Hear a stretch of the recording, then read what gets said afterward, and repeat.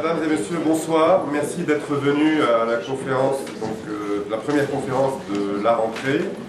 Nous recevons donc notre président, le président de Chrétienté Solidarité du Centre Charlier et de la Griffe, Bernard Anthony, qui vient donc nous parler aujourd'hui, ce soir, vous parler de son livre, de cette nouveauté qui vient de paraître depuis quelques jours, Réflexion sur le monde actuel, les grands phénomènes idéologico-religieux et leur avenir. Donc c'est un livre sur le monde, sur l'actualité, sur la politique, sur ce qu'il en pense. C'est un peu une analyse donc de l'actualité politique française mondiale. Il vous en parlera, je ne vais pas faire la conférence à sa place, mais avant de lui donner la parole, j'aimerais, comme d'habitude, vous rappeler que le nouveau numéro de Reconquête est disponible. Vous pouvez vous en procurer un ou plusieurs. Vous pourrez surtout vous abonner si ce n'est pas déjà fait. Ça nous aidera beaucoup. C'est une bonne revue. Elle fonctionne bien, mais elle manque quelques abonnés encore. La Griffe, c'est pareil. Vous pouvez, pour ceux qui ne sont pas encore, adhérer à la Griffe et vous abonner à la Griffe. Et je vous annonce une grande journée de la Griffe le dimanche 20 novembre à l'espace Charenton. Donc nous espérons que vous viendrez nombreux. Vous pourrez venir en famille à un tarif réduit pour les familles. Donc nous aurons donc comme intervenant Christophe, je vous cite quelques noms comme ça rapidement, Christophe Bilek, qui est là, présent d'ailleurs, Saïd Oujibou, Cécile Edel pour La Marche pour la Vie, donc bien sûr Bernard Anthony, Jeanne Smith, Guillaume de Thieulois, Didier Rochard, Jérôme Triomphe, pardon, qui est là, Jérôme Triomphe qui est là aussi. Voilà. Donc j'ai oublié de préciser d'ailleurs qu'il y a une très belle préface de Jérôme Triomphe dans ce livre et que surtout, Bernard, ce livre est une discussion avec Cécile Montmirail. Donc cette journée à l'espace Charenton, le 20 novembre, j'espère que vous viendrez nombreux. Dernière chose, je ne vais sans rentrer dans les détails, mais en un mot, vous savez peut-être que Bernard Anthony n'est plus à Radio Courtoisie, on ne va pas rentrer dans ces débats, mais ce que vous savez peut-être moins, c'est qu'à partir du 9 novembre, il aura une émission sur Radio Liberté, donc ce sera une émission hebdomadaire tous les mercredis sur Radio Liberté. C'est une radio donc, que nous pouvons écouter sur Internet ou bien sur l'application Radio TV Liberté que vous pouvez avoir sur n'importe lequel de vos smartphones. C'est très simple. En 2 clics, vous écoutez la radio sur votre téléphone ou sur votre ordinateur. Et donc ce sera à partir du 9 novembre, émission de la réplique qui reprendra donc sur Radio Liberté. Voilà, j'espère que vous l'écouterez nombreux. C'est une radio qui débute. Elle a encore peu d'auditeurs, mais j'espère que vous serez parmi les premiers. Je laisse donc la parole à Bernard Anthony. Chers amis, merci de votre présence. Je demande à Richard Haddad de me tenir dans les limites de 3/4 d'heure de propos, de telle sorte que vous puissiez ensuite prendre la parole, pour poser des questions, si possible courtes, et je vous promets que je m'efforcerai d'y répondre courtement. Bien sûr, sur les sujets très vastes que nous allons aborder, mais aussi, tout à l'heure, on a parlé de ce qui nous chagrine aujourd'hui, par rapport à une radio que nous aimions beaucoup, Didier Rochard, François Foucard, moi, un certain nombre d'autres. Merci. Je ne peux pas saluer tout le monde, mais je suis content de voir l'indestructible Docteur Dor, que nous aimons, tout simplement. Voilà.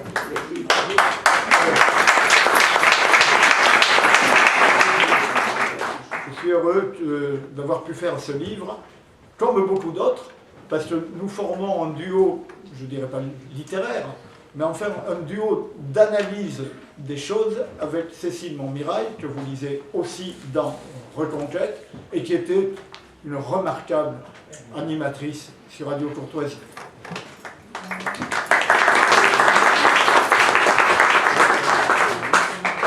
Je remercie tout de suite, oui, pour sa préface tellement gentille, Jérôme Triomphe. Il n'est pas facile de faire écrire les avocats. Certes, des conclusions, il faut qu'ils les fassent, mais ensuite, ce sont plutôt des hommes du verbe, et lui, n'en parlons pas. Mais j'ai été très ému de cette préface qu'il a fait à notre travail. Richard Haddad, je ne vous le présente pas, Il est éditeur, mais c'est avant tout un militant, un combattant et un animateur de Chrétienté Solidarité, de la Griffe. Et je suis très très heureux chaque fois qu'il organise des choses comme celle-là. J'ai essayé de faire un livre avec un titre ambitieux, peut-être trop, Réflexion sur le monde actuel. Je n'ai pas la prétention de ne dire que la vérité dans ce livre. J'essaie de la creuser un peu, de réfléchir sur ce que j'appelle les grands phénomènes idéologico-religieux que j'ai essayé de traiter par ailleurs dans des livres qui sont des livres, disons-le tout de suite, de vulgarisation, au sens convenable de ce mot, non pas des livres vulgaires, mais de vulgarisation. Par exemple, sur l'islam, je suis heureux de travailler avec les plus grands islamologues français qui sont nos amis, qui sont du Centre Charlier, Marie-Thérèse et Dominique Urvois, ou sous le contrôle de quelqu'un aussi compétent que Christophe Billec.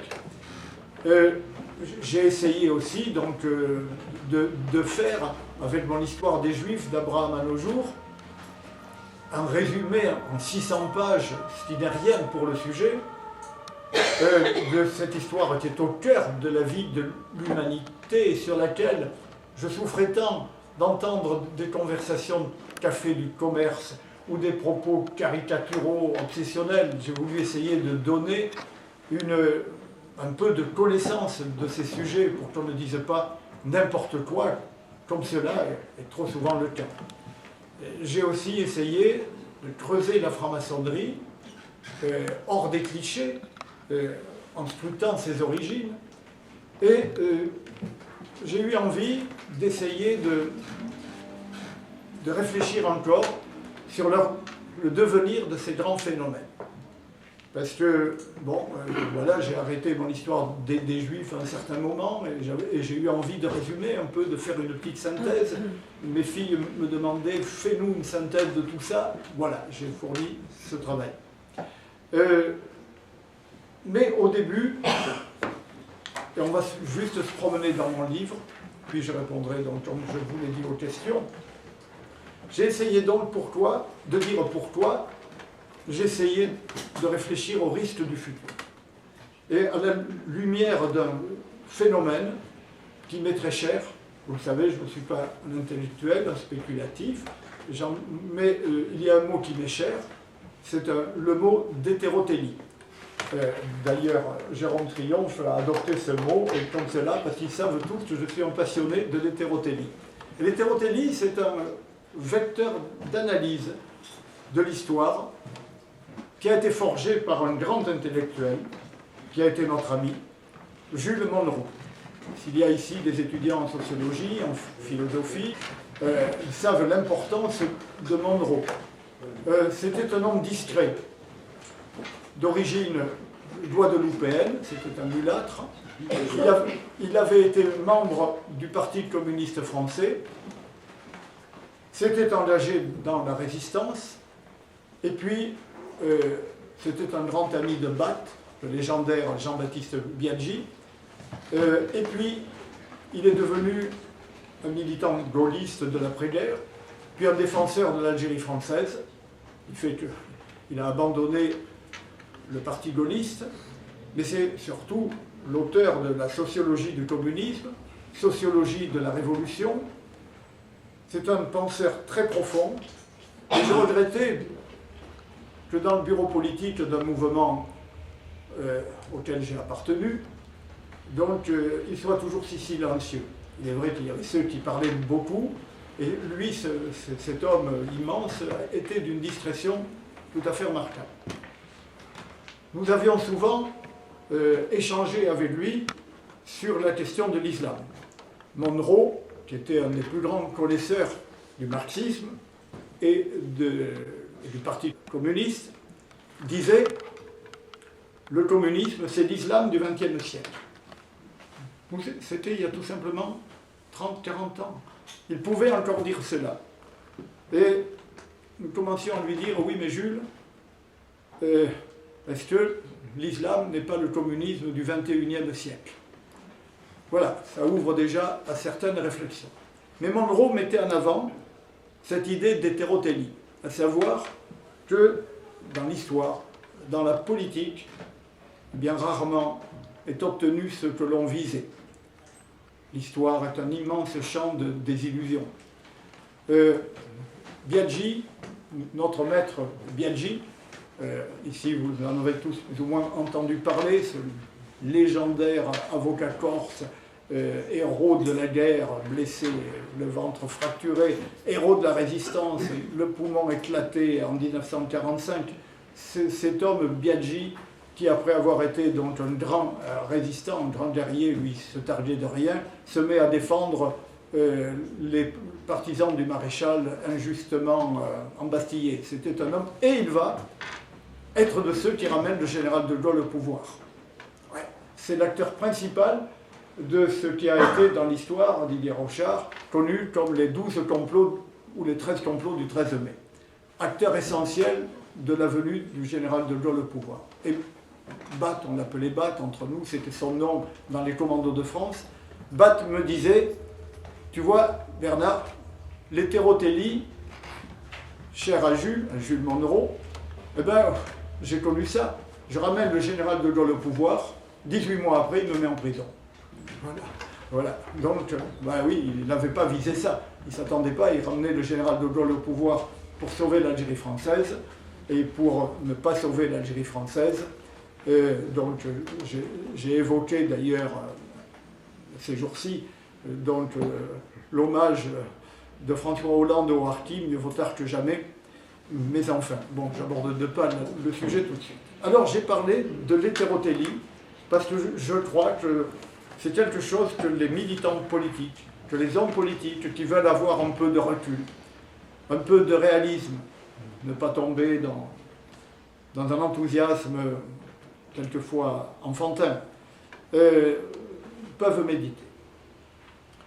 J'ai cité aussi les auteurs qui nous éclairent, parce que ça serait orgueilleux que de prétendre essayer de penser un tout petit peu sans s'appuyer sur d'autres.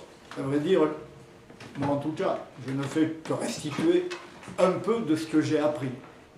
Et quand on parle de vérité, je résumais cela encore dans une émission sur TV Liberté, cette fois-ci, à paraître la semaine prochaine, je crois, ou l'autre après. C'est la question de la vérité. Gustave Thibon, cet homme immense que nous avons connu, tellement aimé, disait il y a deux sortes d'imbéciles. Ceux qui affirment que qu'ils sont détenteurs de la vérité, que la vérité c'est eux, et ceux qui croient que la vérité n'existe pas. Et donc, voilà, j'ai essayé de citer les grands penseurs de notre monde, à la lumière de l'utopie. On peut remarquer que longtemps, l'utopie était euphorique. Et d'abord, l'œuvre même qui a donné son nom, donc l'utopie. C'était euphorique, que ce soit chez Hobbes, Campanella, etc. On nous décrivait un avenir radieux, merveilleux. Et puis, l'utopie s'est faite noire au XXe siècle, avec ces indépassables, comment dirais-je, précurseurs, Huxley et Orwell, dont d'autres parleraient mieux que moi. Et puis j'ai ajouté à cela Chesterton, cet immense écrivain anglais sur lequel Jeanne Smith, qui elle a l'avantage de parler l'anglais aussi bien que Chesterton, probablement, peut-être mieux, j'en sais rien, donc nous a fait une très belle causerie lors de notre université d'été. C'est lui aussi un homme qui aurait aimé le concept d'hétérotélie, j'en suis sûr, parce qu'il y a plusieurs choses dans cette œuvre de Chesterton. Alors voilà, je les ai traités de prodigieux anticipateurs. Parce que le 1984 d'Orwell, 1984 c'est loin derrière nous, mais ce que analyse Orwell, c'est toujours ce que nous vivons et c'est toujours devant nous. Huxley, son meilleur des mondes, et là, je ne ferai pas l'injure au docteur Dor de dire que ce meilleur des mondes, c'est ce qu'on nous réalise avec ce meilleur des mondes de l'eugénisme, de l'avortement, de l'euthanasie. tellement de choses. J'ai essayé d'analyser aussi la civilisation et la barbarie. Autrefois, qu'est-ce que c'était que la barbarie? Chez les Grecs, vous le savez, c'était tout simplement les étrangers à la cité. Chez les Grecs, il y avait les citoyens, il y avait les esclaves aussi. L'esclavage, bon, ça a duré pendant des siècles. C'était moins pire que de tuer systématiquement. Mais il y avait, outre les citoyens, les métèques. Le mot n'était pas péjoratif, c'était tout simplement les non-citoyens. Les Spartiates étaient métèques à Athènes, les Athéniens étaient métèques à Sparte, pour aller vite.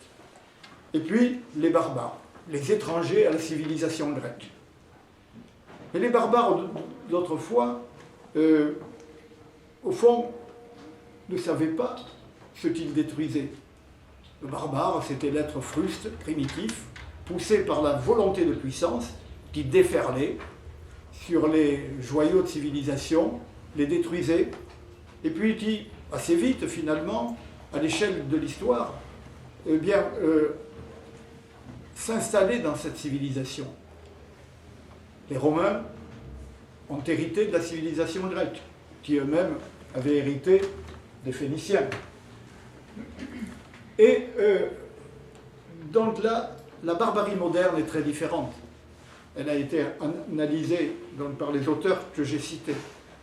C'est une barbarie de la fatigue. Ce n'est pas celle du barbare qui n'a pas ou qui n'a que très peu d'éducation. Le barbare, c'est celui qui n'a pas d'héritage, ou si peu. Le barbare moderne, c'est très différent.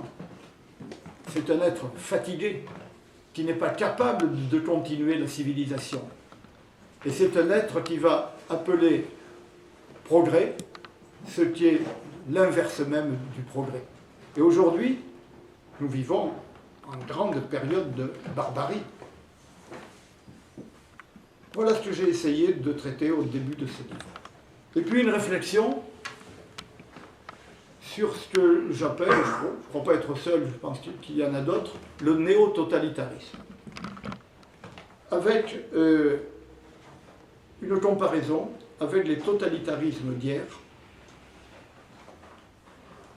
Qu'est-ce qu'on appelait les totalitarismes? Les totalitarismes étaient des régimes où l'État confisquait tous les pouvoirs et où la distinction traditionnelle à laquelle nous sommes attachés entre le spirituel, le temporel, le culturel, tout cela n'existe pas.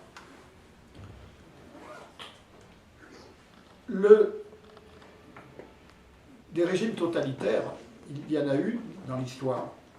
Déjà, on pourrait interroger la Chine. Chafarevitch, ce très grand penseur russe qui a écrit un livre magistral, Le phénomène socialiste, analyse les socialismes au long de l'histoire. Mais on pourrait s'arrêter au 7e siècle. Le totalitarisme qui a réalisé peut-être un parachèvement tout à fait remarquable, c'est celui de l'islam. Donc, on ne va pas venir à l'islam tout de suite, mais enfin, donc, totalitarisme d'hier. Ce totalitarisme d'hier, se heurtant à la phrase la plus décisive dans l'ordre politique de l'histoire humaine, rendez à César ce qui est à César et à Dieu ce qui est à Dieu. Notre civilisation est fondée sur des choses essentielles comme ça, pourtant très simples. Notre civilisation est fondée sur le nom d'Antigone. Le nom d'Antigone et le Christ. Rendez à César ce qui est à César et à Dieu ce qui est à Dieu. Ensuite, il y a toujours eu des piétinements, des conflits entre le spirituel et le temporel. Mais enfin, les lignes étaient fixées. C'était décisif. C'est la parole fondatrice de notre civilisation j'aime pas le terme d'occidental, parce que c'est une catégorie qui n'est pas satisfaisante complètement. Voilà. Mais nous avons vu se mettre en place un nouveau totalitarisme. Un nouveau totalitarisme qui n'est pas celui de ce que Jacques Bainville appelait l'État déifié. Bainville disait, le communisme, le fascisme, le nazisme ont en commun la déification de l'État. Le théoricien du fascisme Giovanni Gentile, l'individu n'existe que par l'État, que pour l'État. Staline, n'en parlons pas, et tous les dictateurs communistes, Hitler, n'en parlons pas, déification de l'État ou du personnage qui l'incarne. Aujourd'hui, les choses sont différentes. François Hollande, c'est pas Staline, c'est pas Mao, c'est pas Hitler, c'est pas Mussolini. Oh non, le pauvre. Donc, la déification de l'État sur la figure, le personnage de François Hollande, ça ne tient pas la route. François Hollande ne dit pas ce qu'il faut penser, ce qu'il faut savoir, comment il faut manger. Non, voilà, il a été propulsé, le malheureux, il en est content, d'une manière dindonesque, ravi, voilà. Mais, donc, c'est pas la déification de l'État avec lui. Le néo-totalitarisme est beaucoup plus sophistiqué, bien sûr. L'immense abomination stalinienne, hitlérienne, mais il y avait visibilité du dictateur, et on pouvait, en tout cas, rester sur son quant à soi. On faisait semblant de croire. On a ici, parmi nous, un ami qui écrit dans Reconquête maintenant, qui a été donc un homme important, les plus communistes, dans le régime de Ceausescu. Bon, on pouvait donc faire semblant. Tandis qu'aujourd'hui, non. Non, le totalitarisme, c'est comme dans l'islam. C'est vous, c'est moi, c'est chacun qui surveille l'autre. Ça passe partout. Ça ne vient pas d'un centre parfaitement visible. C'est l'École nationale d'administration. On y pense pareil. Mais ça se fait en quelque sorte tout seul. Ce sont les écoles de journalistes, sur lesquelles Cécile Montmirail fait une conférence admirable, parce qu'elle en sort, il faut du mérite pour avoir tenu. Donc, on passe pareil. Il y a toujours l'exception qui sauve. Il y a toujours, comme dans le 1984, celui qui va sortir du système. La liberté rejaillit toujours, elle revient toujours. Mais donc, voilà, les écoles de journalisme, l'école de la magistrature. Donc, vous voyez comment il est. Hein, j'ai interrogé, je cherchais son regard approbateur, j'avais un petit début d'angoisse, et je voulais savoir si je ne le heurtais pas en disant que les magistrats étaient en général d'un conformisme de pensée de plus en plus tragique. Ce n'est pas François Foucard, qui a été un admirable chroniqueur judiciaire, qui me démentira, je pense. Ils sont tous pareils, quoi. Mais ça, voyez-vous, on le comprend. Chez Mao, Mao, il était là. Si on ne s'habillait pas comme Mao, on y passait. Ou Pol Pot, pire des choses encore. Non, là, c'est différent. Tout le monde s'aligne, et chacun, en quelque sorte, surveille l'orthodoxie idéologique de l'autre. C'est comme dans l'islam, mais d'autres en parlent mieux que moi. Dans l'islam, c'est le principe de l'Oumma, c'est la communauté. Donc, chacun regarde si l'autre respecte l'orthopraxie islamique. L'islam n'est pas une orthodoxie, c'est une orthopraxie, c'est-à-dire essentiellement des gestes, etc. Et bien, chez nous, c'est de plus en plus pareil. Nous avons donc ce néo-totalitarisme qui est d'autant plus difficile à combattre que l'esclave ne sait pas qu'il est esclave. En régime soviétique, beaucoup, pas tous, mais beaucoup déjà, Solzhenitsyn, Shafarevitch, ce qu'on appelait les dissidents, ils savaient au moins, ils étaient conscients, il y avait une part du peuple. Je ne parle pas de pays comme la Pologne ou comme la Hongrie, où 80% du peuple donc essayaient de ruer dans les brancards. Voilà ce sur quoi j'ai essayé de faire porter mon regard. Et puis, j'en suis venu à ce que je crois être le génocide contemporain. À la lumière aussi de l'avancée fabuleuse de la science. La science en soi n'est ni bonne ni mauvaise. Le problème, c'est l'usage que l'on en fait. Et j'ai essayé de m'interroger sur l'importance politique d'Internet. Ça a radicalement changé les mœurs politiques. Installer ce petit appareil dont je ne sais pas me servir, ce qui fait beaucoup rire Jérôme Triomphe, enfin Richard m'apprend un peu. Ce petit appareil, c'est une malédiction pour la liberté du propos. Parce qu'à tout moment, on peut être enregistré et ça repart tout de suite. Et ça peut être au journal de tout à l'heure, de 23h, instantanément. Là, c'est quelque chose qui a modifié la bonne humeur même des hommes politiques. Voyez-vous, j'ai un regret. Je ne sais pas si j'en parle là. J'ai un regret après un homme qui n'était pas si mauvais d'évidence. C'était le sénateur, maire de Lourdes, radical socialiste franc-maçon, Abadi. Ce maire de Lourdes, radical socialiste franc-maçon, qui aimait le rugby, qui parlait avec l'accent du sud-ouest bien plus que moi, dont j'étais venu un jour, au début d'un congrès de chrétienté solidarité, il m'avait dit « Est-ce que je peux dire un mot de bienvenue ?» Je craignais qu'il ne nous dévie d'un discours maçonnique. Donc, je lui avais dit, monsieur le maire, ça me gêne un peu, mais je vais vous remercier tout à l'heure. Et j'ai eu du remords, parce que plus tard, il a eu le malheur de prononcer des mots sur le lobby LGBT, et je vais parler élégamment, et des mots qui étaient crus.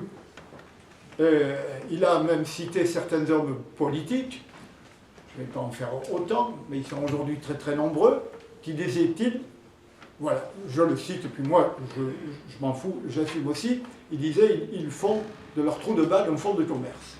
Bon, donc voilà, Abadi, que n'avait-il pas dit? Il était excédé d'un certain nombre de ses concurrents, plus à droite que lui demeurant, plus chrétien que lui au demeurant, mais là ça a été retransmis, c'était une conversation privée, le malheureux. Et il a été liquidé, mais en 2 temps, 3 mouvements. Tout de suite, le Grand Orient de France l'a éjecté, que n'avait-il pas dit. Tout de suite, le mouvement des radicaux de gauche de M. Baillet,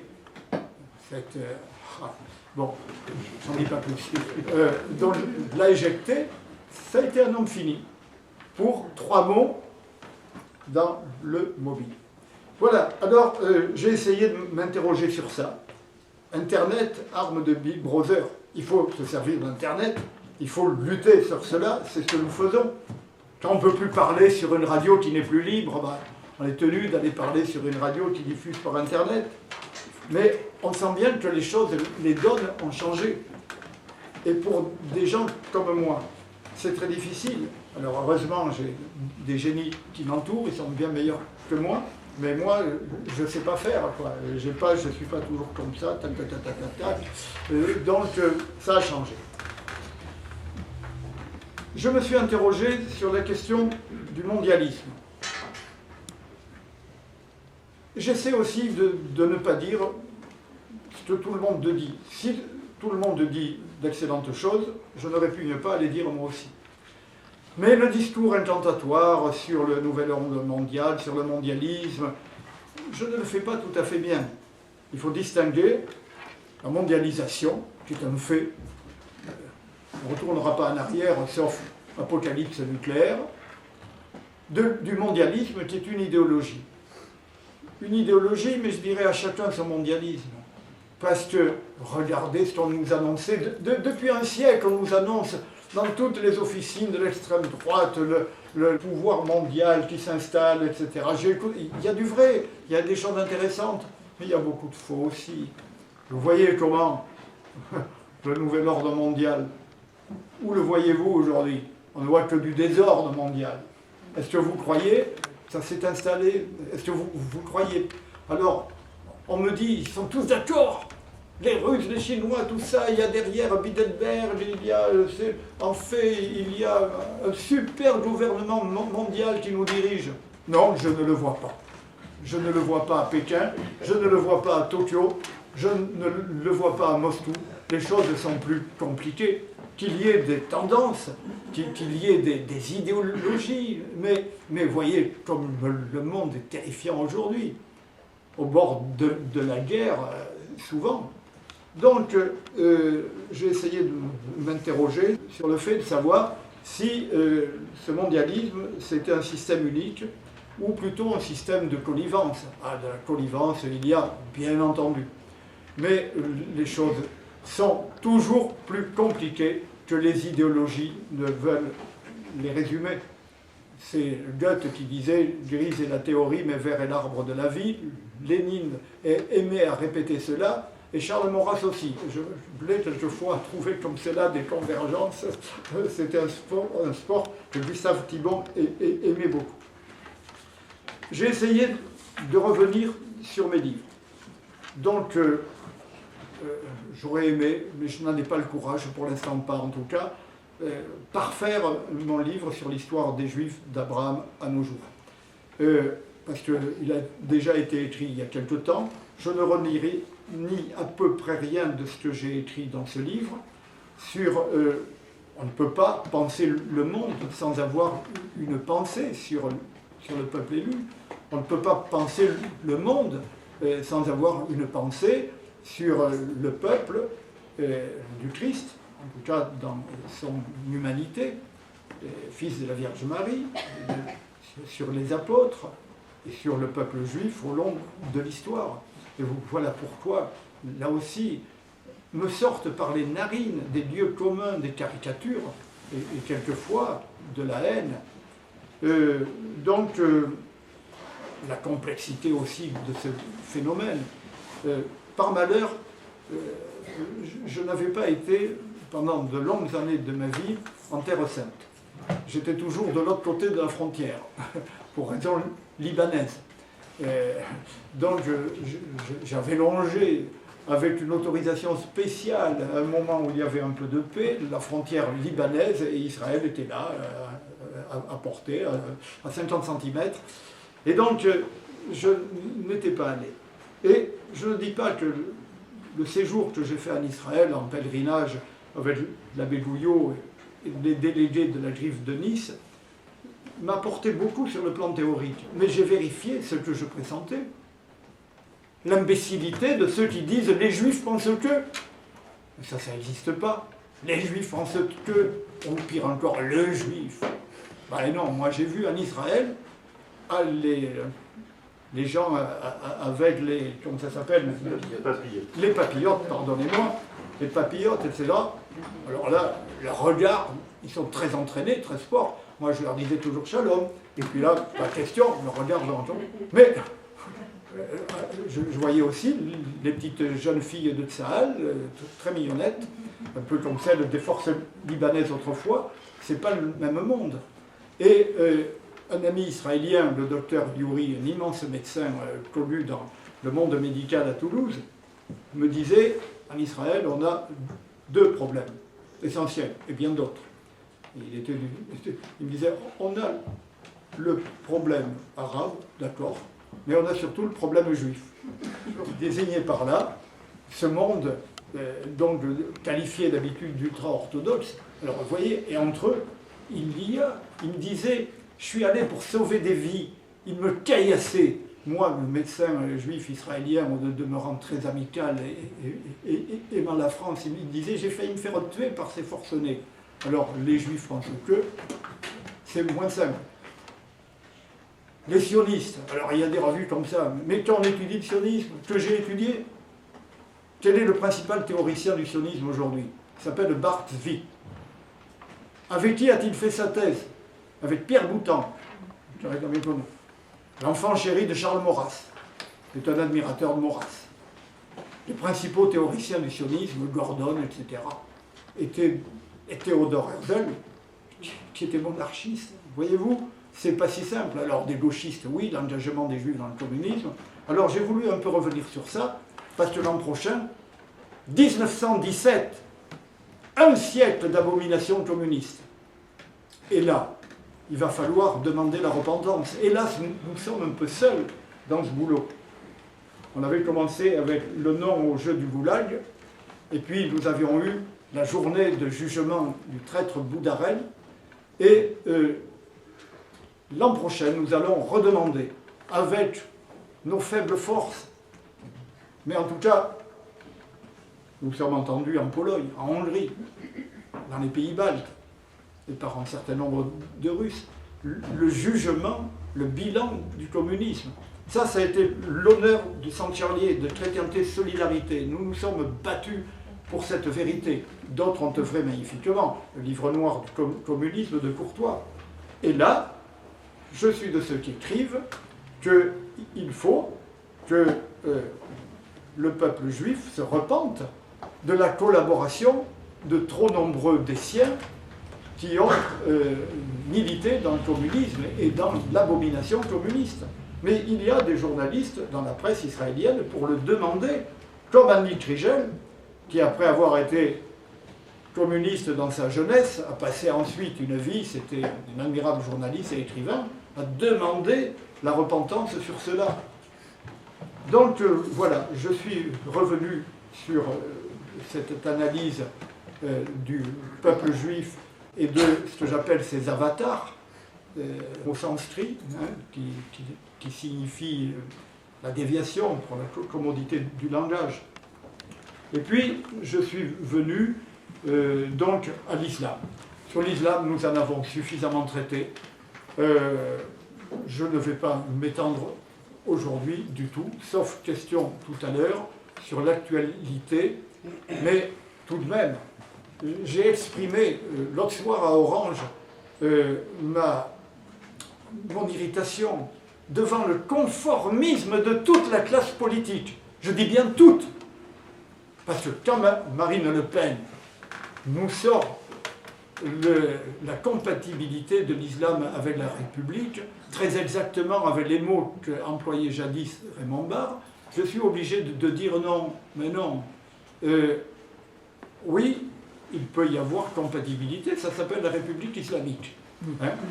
Mais, et sur cela d'ailleurs aussi, des nuances à apporter, parce que le discours incantatoire sur l'islam respectant nos valeurs. Mais lesquelles valeurs, hein? Lesquelles valeurs? J'ai entendu, je ne vais pas le citer, à Orange d'ailleurs, un journaliste bien intentionné, mais enfin tenir des propos de Café du Commerce sur l'islam, sur la nécessité qu'il s'adapte à nos valeurs. Si nos valeurs, ce sont celles de la gay pride, de l'avortement, de l'euthanasie, etc., non, c'est pas, c'est pas ça nos valeurs. Bon, donc, pour ce qui est de notre pensée, et nous le dirons lorsque nous serons Espace Charenton le 20 novembre, quelle est notre pensée à nous? C'est pas celle de Chirac qui est une monstruosité. C'est pas parce qu'il agonise en ce moment, paix à lui, et à son âme. Je ne fais pas comme certains qui crachent sur des gens qui sont au bord de la tombe. Mais quand Chirac disait qu'il ne saurait y avoir de loi morale au-dessus des lois de la République, mais il contrevenait là à une des leçons essentielles de notre civilisation, Antigone dans Sophocle, cette pièce admirable, qui est réellement le nom d'Antigone, c'est le nom fondateur d'une part essentielle de ce que nous sommes. Quand on traite de l'islam compatible avec les valeurs de la République, c'est du lieu commun, c'est de la conversation, et encore, Je pense que dans les cafés du commerce, il y a des gens plus intelligents. Alors que, et j'ai essayé de le faire savoir, moi je ne suis plus au Front National, j'ai beaucoup d'amis dedans, on a un vice-président qui en est un élu, bon. Mais enfin, au moins qu'il parle comme le maréchal Sissi, que je cite souvent dans Reconquête. Qu'est-ce qui empêche un homme politique français, ou Marine Le Pen, si elle voulait bien faire un peu un effort pour se cultiver un minimum sur le sujet, parce que tout de même c'est grave quand on prétend diriger les Français, on a un minimum de connaissances. Elle ne veut pas, ça ne l'intéresse pas. Parce que le maréchal Sissi, lui, il a dit les paroles essentielles. Que l'on en finisse avec la sacralisation des textes qui sont des textes de violence. Le Coran, les hadiths, vous avez fait là mes bouquins, mais hélas, il y a pire que les hommes politiques français. Nous sommes obligés de le dire, nous avons un pape qui, sur le sujet, prononce des contre-vérités. Et on n'empêchera pas de dire cela quand il dit les textes sacrés de l'islam sont des textes de paix et de tolérance. Mais non, mais on ne peut pas, c'est tout. Et alors là, des catholiques qui ne sont pas des catholiques de l'obéissance, qui sont des catholiques de l'inconditionnalité stupide. Le président de la Hongrie, chef du gouvernement Orban, a dit « Moi, je ne suis pas tenu de croire le pape parce que je suis protestant et je ne crois pas à son infaillibilité. » Et moi, j'ai écrit sur cela « Je suis comme vous, monsieur Orban, mais c'est parce que je crois à l'infaillibilité pontificale que je ne suis pas tenu d'avaler toutes les contre-vérités que déclare le pape François. » Sur ce sujet-là, sur d'autres, je ne le juge pas. Mais enfin, ça n'est pas possible. Hein. Donc là, il suffit d'ouvrir, et puis il n'y a pas, quelle que soit l'édition du Coran que vous preniez, le Coran, le Père Moussali ici, qui était ce saint homme admirable, hein, qui a fait, hélas, sa dernière conférence, c'était un prêtre de Saint-Vincent de Paul, hein, qui avait été pendant 9 ans professeur à l'université d'Alger, hein, tellement il parlait l'arabe admirablement qu'il était très admiré, y compris dans le monde musulman. Mais enfin, il nous disait, il y a dans le Coran ce qu'il appelait des occurrences, 700 occurrences de violence. Ça voulait dire soit l'appel au châtiment, soit la gêne, le mot qui revient tout le temps, c'est un livre de violence. Et dans les hadiths, j'en ai parlé. Voilà, je suis revenu un peu sur l'islam, parce que là, c'est un combat essentiel que nous menons ici, et surtout dans l'admiration pour nos frères venus de l'islam, qui sont trop rejetés dans l'Église, pas assez accueillis, plus exactement, mais Christophe Villec en traite beaucoup mieux que moi. Je suis revenu, j'ai essayé de m'interroger sur le christianisme, et j'ai traité un christianisme d'apocalypse, parce que quand on regarde le christianisme dans tout son panorama, tout son spectre, eh bien, c'est quelque chose de terrifiant. Donc, l'immense crise de l'Église catholique qui n'est pas terminée. Voilà, j'ai essayé. Le communisme, virus mutant, bien sûr, il s'est effondré, et c'était très bien, nous en avons été très heureux. Mais enfin, il y a toujours, sous la férule communisme, sous le totalitarisme communiste, près de 2 milliards d'individus. Si l'on ajoute la Chine, la Corée du Nord, toute la péninsule indo-chinoise, on ne doit pas être loin des 2 milliards d'individus, et Cuba, bien sûr. Voilà, alors ça je ne développerai pas, parce que, sauf question. Et puis, j'ai voulu, au fond, tenir un propos qui est à la fois pas optimiste, mais donc un propos de satisfaction sur ce que j'appelle la franc-maçonnerie en fin de course. Parce que là, la franc-maçonnerie, c'est le plus jeune phénomène idéologico-politique ou politico-religieux que j'ai analysé. Parce qu'elle remonte à pas très loin dans le temps. En tant qu'organisation d'apprentissage du travail, d'encadrement du travail, elle est ancienne. Elle remonte au XIVe siècle et c'est une association catholique. la maçonnerie est à ses origines parfaitement catholique. N'en déplaise aux analphabètes qui n'ont pas travaillé le sujet, et sur mon livre, vous pouvez trouver cela. Je n'ai travaillé, moi, que sur les documents d'origine, le Regius, le York, ces grands documents. C'est du Saint-Bernard. C'est du Saint-Bernard qui donc orientait le compagnonnage ou orientait les Templiers. Puis elle a été subvertie. Et ça, c'est passionnant. Le mouvement de subversion s'est passé dès le XVe, XVIe siècle. Et puis, avec la Réforme, donc le passage de la maçonnerie opérative, qui, comme son nom l'indique, était celle de bâtisseurs, tout simplement, qui était dans le réel, à la franc-maçonnerie spéculative, c'est-à-dire phénomène de déconnexion du réel, et au lieu de construire la cathédrale d'York, on s'est mis à rebâtir le monde, et là, à élucubrer, et donc à rebâtir ce monde de l'utopie, de la révolution. Et j'ai essayé, mais aujourd'hui, hélas, pratiquement, la franc-maçonnerie, elle n'a plus rien à proposer. Elle a gagné sur toute la ligne. Avec le docteur Simon, elle a fabriqué la loi Veil. Avec donc ceux qui ont pensé le mariage, le dit mariage pour tous, elle a gagné. Qu'est-ce qui va rester? Elle va élucubrer encore un certain nombre de choses, mais on la sent sur son déclin. Ce n'est plus qu'association de hiérarchie parallèle, connivence.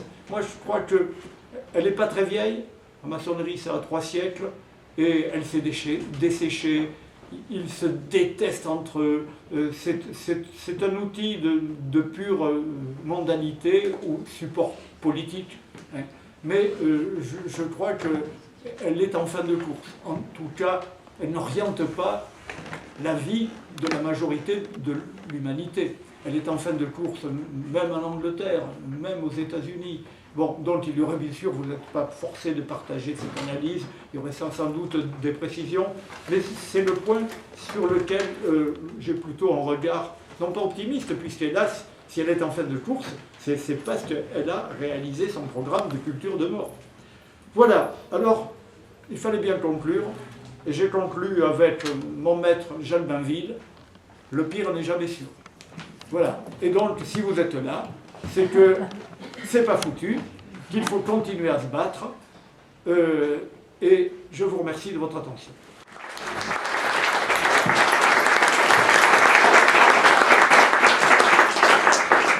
On va passer donc aux questions. Donc je vous demanderai de poser des questions très courtes et surtout de ne pas refaire la conférence à la place du conférencier ou de prendre la parole. Il s'agit juste de questions courtes, et Bernard Anthony vous répondra. Une question qui concerne le livre de Bernard Anthony. Oui. Vous parlez de beaucoup de choses, puisque vous parlez de l'histoire de la formation, etc. Donc je suppose que c'est un ouvrage de premier niveau de vulgarisation. Ma question, c'est est-ce qu'il a été écrit en pensant, par exemple, à un auditoire de jeunes, donc des gens pas très cultivés, qui mal formatés, etc. Vous savez, je crois que c'est un livre. Alors d'abord, j'assimile pas les jeunes à des auditoires pas cultivés, parce que je pense qu'il y a des auditoires moins jeunes, pas du tout cultivés aussi. Donc nous écrivons des livres pour essayer de prêter. Ce livre s'adresse à qui, bien sûr, il faut un certain degré de culture, d'intérêt. Donc, sinon, bon, qu'est-ce qu'on fait? C'est un livre de réflexion que j'offre essentiellement à des militants politiques, que j'offre essentiellement à des gens qui veulent modeler leur environnement. Voilà. Donc, ensuite, il y a du travail essentiel qu'il faut faire avec des jeunes. Mais vous savez, je dis comme ça, pourquoi? Parce que j'ai, par exemple, un petit-fils, un surdoué. Bon, il fait son premier opéra à 10 ans. Il lit ça, il avale ça. Bon, c'est un cas à part. J'ai 17 petits-enfants, lui c'est le petit monstre.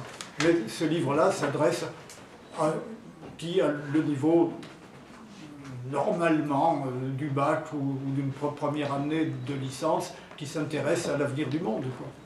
Si, je peux en dire un mot, parce que je suis en même temps l'éditeur. Et donc, Bernard a tranché pour la formule entretien, qui est plus facile à lire surtout pour ce genre de livre, qu'une formule pavée, je réfléchis profondément tout seul, et voilà. Donc la formule entretien est plus agréable à lire, plus simple, puisqu'il y a des coupures, des questions-réponses, et je peux affirmer que le style est fluide. Christophe Billet et puis notre ami là-bas. Christophe Billet. Oui, Bernard, alors j'ai pas lu le livre, mais je vais le lire avec intérêt. Est-ce que dans la conclusion, je te tutoie, hein, donc je vais te dire dans la conclusion, est-ce que tu arrives à un fil conducteur de cette période historique, quand même assez large, ou alors ce que je pourrais appeler plutôt un sens de l'histoire qui va vers quelque chose et qui peut donc nous amener à un espoir, parce que j'espère qu'il y a de l'espérance aussi. Oui, ça se termine. Mais non, j'ai essayé d'analyser des phénomènes qui modèlent notre monde. Mais je n'ai pas voulu faire de l'optimisme béat. L'optimisme et l'espérance des imbéciles, disait Bernanos, on le répète souvent. Donc je me suis attelé à essayer de dire ce que je pensais, de rappeler un peu ce qu'étaient ces phénomènes, ce que je rappelais. Je ne vois pas pour l'instant donc une bonne évolution du communisme. Par exemple, le communisme réalise un 8e cercle de l'enfer, s'il y en a encore en dessous, comme dans la Divine Comédie avec la Corée du Nord. Ben ça non, voilà. Mais bien sûr, des pays se sont libérés du communisme. Le communisme est un virus mutant. Croire que c'est terminé, je ne pense pas, parce que tout simplement c'est une réalité. Donc j'ai essayé d'analyser. Je ne suis pas sûr, encore une fois, que tout aille vers le pire, mais quand on regarde le monde aujourd'hui, c'est un monde qui est traversé de mouvements, comment dirais-je, agité de mouvements telluriques, et à tout moment peuvent se déclencher de gigantesques conflits que nous analysons d'ailleurs dans Reconquête. Je crois donc que, par exemple, l'islam, oui, j'aimerais, comme notre ami Olaf, qui a écrit admirablement là-dessus, j'aimerais qu'il y ait les clés d'un effondrement à court terme de l'islam. Mais tu es mieux à même que moi pour en juger. Malgré tout, je ne le vois pas venir si rapidement. Et il y a des mouvements, certainement, qu'on ne perçoit pas tout. Bien sûr, lorsque le mur de Berlin s'est effondré, qui avait prévu la chute du mur? Ouais, Sarkozy qui disait « j'y étais, j'avais prévu ». Bon, les gros menteurs. Un, il n'y était pas, et deux, il ne l'avait pas prévu. Mais donc, voilà. Je ne crois pas que tout soit perdu, mais ce que nous affrontons aujourd'hui, c'est quand même terrifiant. La réalité islamique est quand même très dominante aujourd'hui. Pour quelle raison? Il y a 40 ans, souvenez-vous, c'est tout près 40 ans. Pour les plus jeunes, c'est beaucoup. Pour les gens comme nous, François, hein, Didier, 40 ans, il n'y avait pas un journal qui parlait de l'islam. Prenez, bien sûr, on en parlait, quelques revues, etc., mais très peu. Très peu. C'est fulgurant à l'échelle de l'histoire, ce qui arrive est fulgurant. Les grandes invasions barbares, ça a été sur des siècles, au palan des attelages. Alors on voit les Rezou, des Huns comme ça, non, oui, les Huns ils ont déferlé, c'est vrai que par moments c'était abominable, mais vous savez, les autres, les grandes invasions barbares, des Visigoths, des Burgondes, des Alamans, des Alains, des Vandales, ça s'est fait, tandis qu'aujourd'hui, les mouvements de population que nous avons, l'avancée de l'islam, c'est phénoménal. Hein. Donc là, c'est là qu'il y a accélération de l'histoire, et alors avec, bien sûr, au sein de l'islam, donc des contradictions, des oppositions, des guerres, c'est évident. Mais voilà, nous sommes confrontés aujourd'hui, et c'est un lieu commun que de dire cela, à quelque chose de particulièrement angoissant. Et c'est pour cela que nous sommes, nous, très en prise avec nos amis polonais, nos amis hongrois, ces peuples qui résistent, alors que nous avons abattu toutes les défenses immunitaires. Merci de votre attention. Moi, j'ai exprimé ma tristesse. C'est vrai que dans la toute petite Radio Liberté sur Internet qui naît, nous aurons une émission sous ma direction, mais je viendrai qu'une fois par mois, moi, hebdomadaire. Mais encore une fois, j'espère bien pouvoir revenir un jour à Radio Courtoisie, parce que voilà. Je vous rappelle juste que cette conférence, donc comme d'autres interventions de Bernard Anthony, sont maintenant filmées et qui seront diffusées sur divers sites, dont le site de l'Agrif, donc l'Agrif, tout attaché, lagrif.fr, sur le blog de Bernard Anthony et bien sûr sur le compte Bernard Anthony sur YouTube. Donc vous pourrez suivre chaque intervention qu'il fera et qui sera toujours filmée et diffusée. Très bien.